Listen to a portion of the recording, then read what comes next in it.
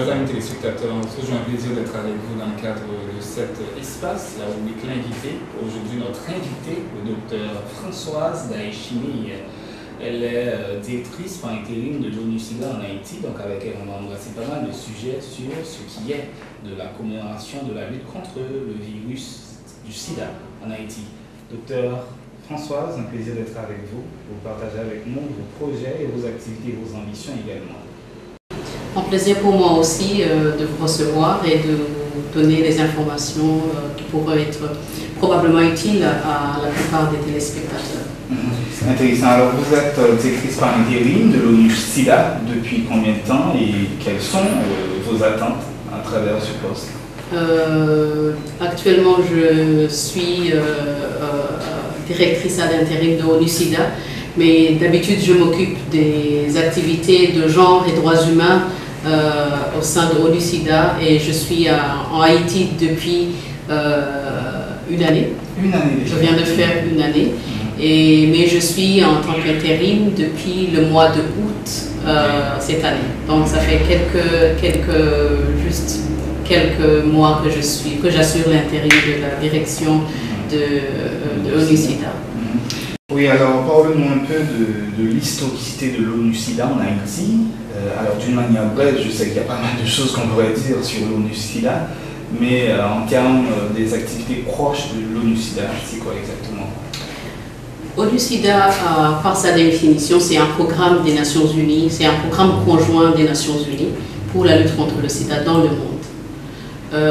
Quand je parle d'un programme conjoint, ça veut dire que c'est un programme qui prend en charge aussi qui est également constitué de co-sponsors, dont ceux que vous connaissez déjà, UNICEF, la Banque mondiale, le PNUD.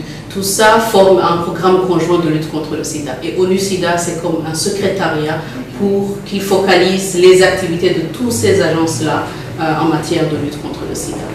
Et ici en Haïti, ONU-SIDA existe depuis plus de 15 ans. Et ONU-SIDA, comme agence des Nations Unies, œuvre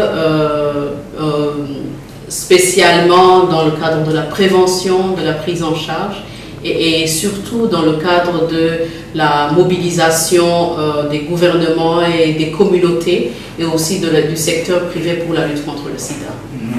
La globalité de nos actions, c'est beaucoup plus dans la mobilisation au niveau des pays. Et ONU-SIDA comporte cette structure au niveau régional, alors que le bureau international de l'ONU-SIDA se trouve à Genève. Okay. Mais les activités que ONU-SIDA mène, est-ce qu'il y a, je ne sais pas, une sorte de critère ou du moins un canevas pour effectuer ces activités? Est-ce que l'ONU-SIDA se centre sur un aspect bien déterminé en fonction de leur série d'activités?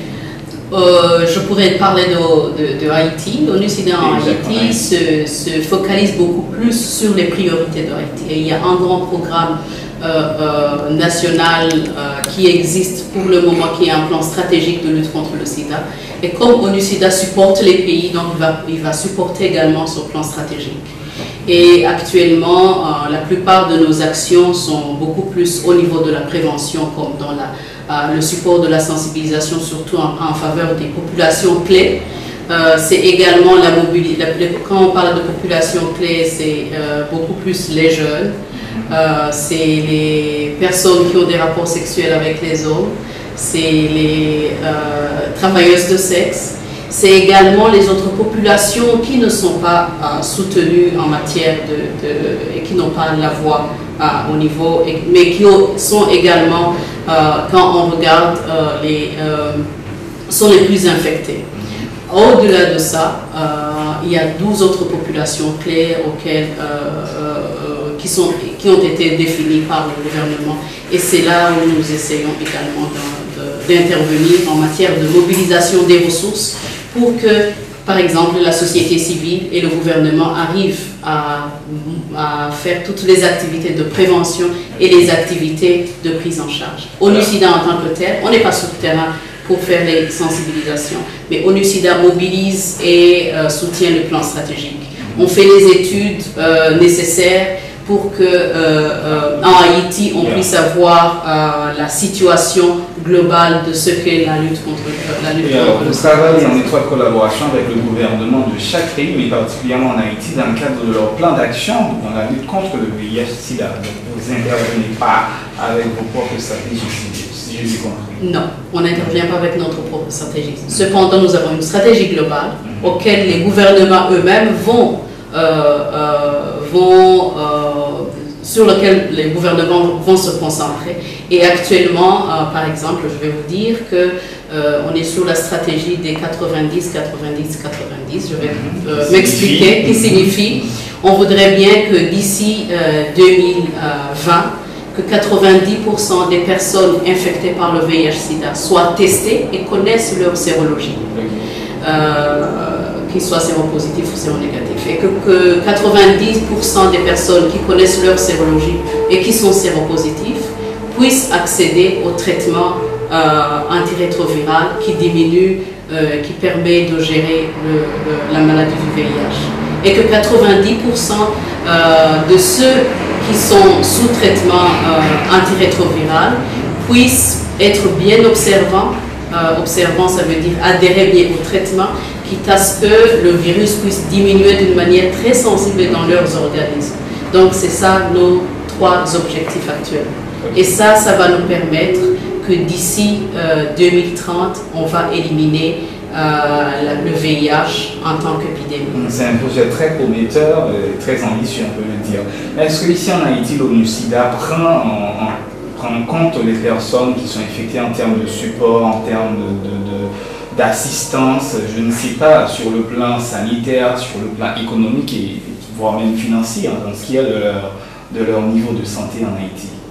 ONU-SIDA, comme je vous l'ai dit, ce n'est pas un donateur, ce n'est pas un donneur de fonds. Par contre, nous travaillons directement avec les réseaux des personnes vivant avec le VIH. Nous travaillons également directement avec les réseaux des lesbiennes, des LGBT. Nous travaillons déjà avec les communautés des minorités sexuelles, pour le dire ainsi.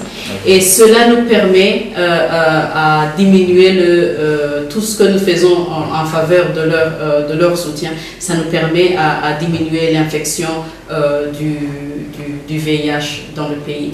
Je dis qu'on se concentre beaucoup plus sur cette population parce que les études qui ont été faites ont montré que 18% de ces personnes-là sont infectées en Haïti et que 8% des personnes qui sont des travailleuses de sexe sont infectées par le virus. En sachant que dans la population générale, c'est actuellement 2,2% de la population générale qui est très infectée. Là, je voudrais un peu insister sur la vulnérabilité de la femme, parce que même si globalement on a 2,2% des personnes qui sont infectées, chez les femmes on est à 2,7%, alors que chez les hommes on est à 1,7%. Et cela nous appelle à parler des inégalités de genre en termes des actions que nous menons en Haïti. Pour compléter encore une fois sur les actions que nous faisons, c'est la lutte contre la stigmatisation et la discrimination. Parce que ici en Haïti, on trouve que c'est parmi encore les pays où la stigmatisation et la discrimination est très élevée, ce qui fait que les personnes n'ont pas le courage d'aller se faire tester. Et si on n'est pas testé, on ne peut pas propager le virus, mais également de ne pas savoir son statut sérologique et de ne pas être traité. Aujourd'hui, bien qu'on dise qu'actuellement autour de 67% des personnes qui connaissent leur sérologie en Haïti sont sous traitement, je peux dire aussi que ce pourcentage est d'une façon ou d'une autre pas réaliste, d'autant plus que plus de la moitié des personnes vivant à Haïti ne sont pas testées pour le VIH. Donc, les stratégies qu'on pourrait prendre, c'est d'abord de voir comment lutter contre la stigmatisation et la discrimination. Et comment le pays, en collaboration avec la société civile, et c'est là aussi où nous-mêmes nous intervenons, comment le pays et la société civile pourrait faire pour mobiliser la population pour le dépistage volontaire. Et cette année, pour vous dire, lors de la journée mondiale SIDA, cette année, Haïti, en plus de ce que nous avions, en tant qu'ONU-SIDA, dit qu'il faut combler l'écart, Haïti avait voulu combler l'écart en matière de dépistage volontaire. Et on voudrait qu'il y ait une grande mobilisation du dépistage volontaire au sein des Haïtiens pour que chacun puisse, d'ici quelques années, connaître sa sérologie et pour que ceux qui sont séropositifs puissent aller demander des services et être traités. Et ça sera vers l'objectif que nous nous fixons d'avoir zéro discrimination, zéro nouvelles infections et zéro nouvelles décès liés au VIH. Okay. Oui, tout à fait, chers amis téléspectateurs, on va mettre un terme avec notre rubrique l'invité. C'est le docteur Françoise Daïchimi. Elle est la directrice par intérim de l'ONU-SIDA en Haïti, donc avec elle, il y a pas mal de choses que je dois dire, qu'on devrait mentionner, qu'on devrait également ajouter sur ce qui est de la lutte contre le VIH. Mais maintenant, passons à ce qui est aux intérêts généraux. Quelles sont vos attentes en termes de participation de la jeunesse haïtienne? La jeunesse doit s'impliquer. D'après vous, en termes de message, comment est-ce que déjà ces jeunes peuvent contribuer à la lutte contre le VIH-Sida en Haïti? Les jeunes peuvent contribuer beaucoup dans la lutte contre le sida. D'abord, il faut qu'ils prennent conscience eux-mêmes que la lutte contre le sida, ça les concerne. Et ce qui est intéressant pour les jeunes, c'est que les jeunes ont une façon de communiquer qui peut aller très très rapidement, non pas vis-à-vis des jeunes, mais aussi vis-à-vis même des adultes. Et on voudrait inviter la jeunesse haïtienne à s'impliquer beaucoup plus. Je sais qu'il y a beaucoup de jeunes qui sont dans le cadre du développement, qui sont dans le cadre de la communication, qui sont dans le cadre d'autres projets. Et c'est très facile d'intégrer la lutte contre le sida dans les projets de développement et dans les projets d'autodéveloppement. Et pour cela, il faut qu'eux-mêmes soient renforcés. Et je demanderai aussi aux bailleurs de fonds, mais aussi aux intervenants de terrain, d'impliquer les jeunes dans les activités pour créer un monde futur sans le VIH. Donc voilà, merci docteur Françoise Daïchimi. Chers amis téléspectateurs, c'était un plaisir pour nous de vous apporter cette rubrique pour cette nouvelle édition. Donc on sera avec le docteur Françoise très bientôt pour d'autres activités, pour le suivi de vos projets également. C'était un plaisir de vous avoir reçu aujourd'hui pour cette nouvelle session de la rubrique invité. C'est un plaisir aussi et je pense qu'on aura beaucoup plus encore de temps pour discuter en profondeur sur la plupart des thématiques qui intéressent, telles que la discrimination et la discrimination, qui est vraiment un chemin qui nous conduira vers zéro nouvelles infections et zéro nouvelles décès liés au VIH-Sida, et qui également nous conduira vers l'implication des jeunes et des personnes vivant avec le VIH. Il ne me reste qu'à mettre un terme à travers ces mots. La contribution de tous compte beaucoup. Donc, chers amis téléspectateurs, à très bientôt.